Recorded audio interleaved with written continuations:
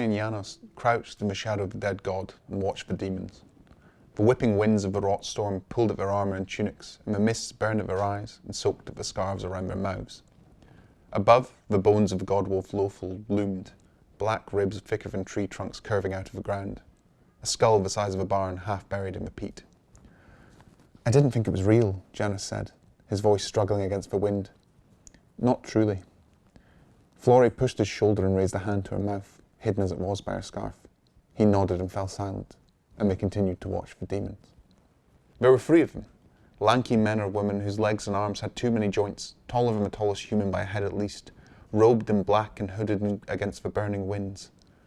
High above them the ROTSTORM surged, clouds of jet black infused with streaks of gleaming purple lightning that cast a pulsing glow over the rolling landscape. It was enough light that Floré could see her prey, silhouetted against the night beyond. Crowmen.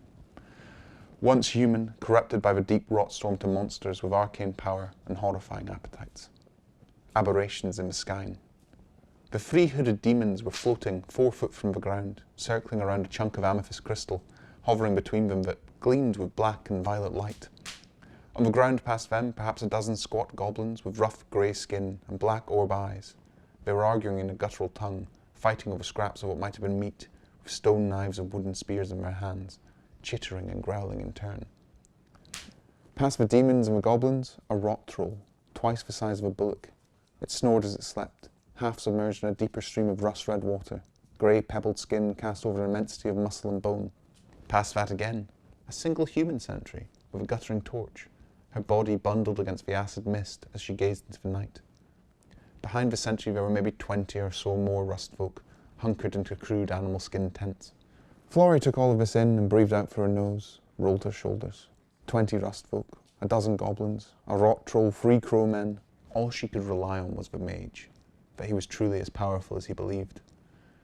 She pointed at Janos, and then the rot troll and the rust folk beyond, and then pointed at herself and the crowmen hovering around the amethyst and the goblins.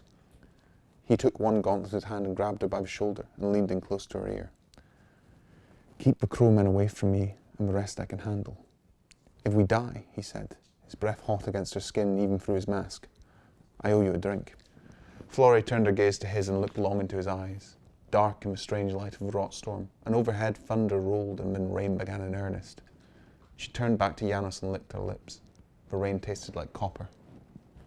"How about we kill everyone?" she said, feeling her mouth twitching in the shadow of a smile, feeling the thrill of it all in every nerve, her heart a war drum in her chest. "And then we do some jokes."